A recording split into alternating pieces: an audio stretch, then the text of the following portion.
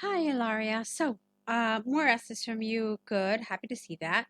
Let's take a look at the set. Online communication is more common than face-to-face meetings. Let's see what you said about that. Nowadays, many companies use to communicate with their employees on the web rather than in person. In my opinion, the pros of this type of communication exceeds the cons. Okay. Um, That's good in terms of the content. It was brief, you were to the point, so all of that is very good. Um, but there are a couple of problems here.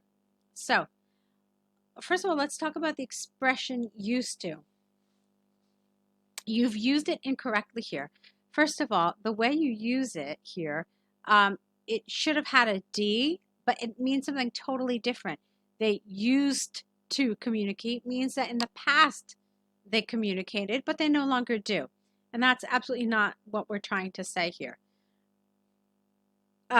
So I think what you're trying to say is not used to, but nowadays many companies communicate with their employees on the web or prefer to communicate with their employees on the web. Even that's better. That's even better. Rather than in person. In my opinion, the pros of this type of communication exceed without the S because you just said the pros. Okay, that's your noun there. That's your subject. So no S here, and then it's fine. Okay, so let's continue. Starting with the disadvantages of online communication at work, one of the most relevant is the instance that in a company there may be some colleagues, careful with your grammar, not very confident with technology. Too much is incorrect here. This would mean that they can miss some important information or even be excluded from getting know it. I'm not really sure what that means. They might be excluded from getting to know what the information. Let's see. Let's try that again. This would mean that they can miss some important information or even be excluded from it. All right. Although, even if you said that, I feel like that's a little redundant. Okay. So you didn't quite need it. You could have just said this would mean that they could miss some important information. For example, if the manager informed his employees by email about a new, no, if the manager informed his employees by email only about a new job position available, the colleagues not technology friendly would not be able to apply for it at the same time digital natives do. This means having fewer not job rights. Okay, let's see. Job opportunities just because something is communicated online only and not person to person. Moreover, online communication in the workplace means checking emails or rota apps even during the free time and holidays. Know that. While an in-person meeting allows colleagues to do it during working hours. So how is that a negative? Can you explain that to us? This is the disadvantages. So you have this as a disadvantage, but some people would actually say this is a positive, that I don't need to be glued to my office to check emails. Isn't that wonderful? It allows me flexibility, and still staying in touch. So you say this here, but you don't develop it. You don't tell us how it's a negative, and that's really important. Okay. Um, let's see. All right, so your main idea here is that some people may not be comfortable with online technology, and so they're at a disadvantage here. Let's continue with your next paragraph now. Okay, so this is fine, but like I said, you needed to just develop this idea a little bit. Maybe what you could have done is you could have developed this one a little less and just extended this one a little more. Yeah, because you do have quite a bit of support for this. So you've got this example here. So look, you've got your starting sentence that you explain it, and then you've got like 2 or 3 sentences that extend it. You didn't, well, I'm not going to say that it's wrong to do that, but it's wrong to spend so much time developing one idea and then just having one sentence for, your second idea. You want to try to balance this out a little bit more, okay? Or otherwise, just stick to one idea in the paragraph. All right, let's continue. Continuing with the advantages of online communication for job purposes, the most significant is related to the fact that communicating online is normally in a written form, such as emails or text messages. This means having records and evidence of all the information shared between the two.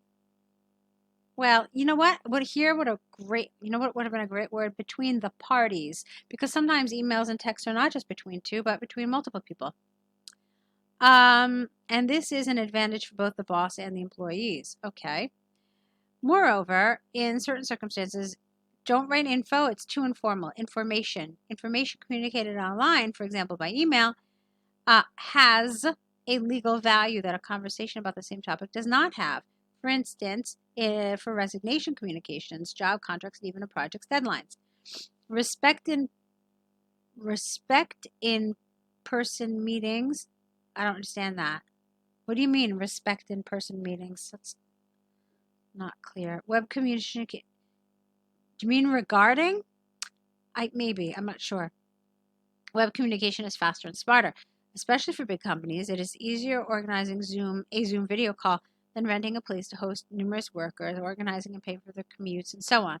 Today, thanks to the new technologies, it's possible to have a meeting online, cutting out all those costs that a physical gathering requires. I like that. That's good. That was very good. In conclusion, although some employees are not competent with the new technologies and prefer vis-a-vis conversations at work, the advantages of the online dialogue are greater than the negative aspects, and probably this is the reason why this type of communication is widespread in many work sites. All right, Ilaria, this is nice. I like it. Like I said, you had that one little weakness here with that underdeveloped idea, but other than that, I thought you did nicely with this task 2. Let's take a look at your pie chart here. The pie chart shows the distribution of 7 school classes in Germany 2017. These popular subjects are, you name them, as can be seen from the chart. Physical education, history, maths, and physics were the most popular classes in 2017, accounting for 82.4% of the total. Physical education was the most common subject at 22.9, followed by history at 22.4. Maths at, okay, then you want to explain it, fine. In contrast, geography, biology, and IT were the least common subjects in German schools, representing nearly 17% of the 7 school subjects. Geography and biology had nearly the same percentage of demand, with a difference of only 0.7 between the two. Data from the survey show that information technology was the most unpopular subject among the students, with only 3.7%. Overall, in 2017, the majority of German students participated in, while only 1/8, you need an H here, 1/8 of them, you don't need a comma, not joined, but preferred, because this is about preferences, not necessarily that they actually took it. Preferred the remaining 3 different disciplines. All right, I thought you did nicely here. I thought you did really, really well. This one is challenging because there's so little information. And I thought that the way you did this was good. You extended it nicely. So I like that you talked about this total of the top 4, and then you broke it down. And I like that you had some comparisons here. So I thought that your treatment of this was excellent. You definitely understood how to kind of highlight and kind of emphasize similarities and differences and things like that. So that was good. You definitely you definitely have the right idea with this. There are other things that you could do just to keep it in mind. So, like I said, I liked what you did about biology and where's that other subject that I can't say? Biology and geography. Another thing you could have done is you could have said something like, for example, IT was half of biology, or you could have said that IT just accounted for 1/7 of the popularity of PE. So those are some other things that you can do to extend this and kind of emphasize the differences between some of these topics, okay?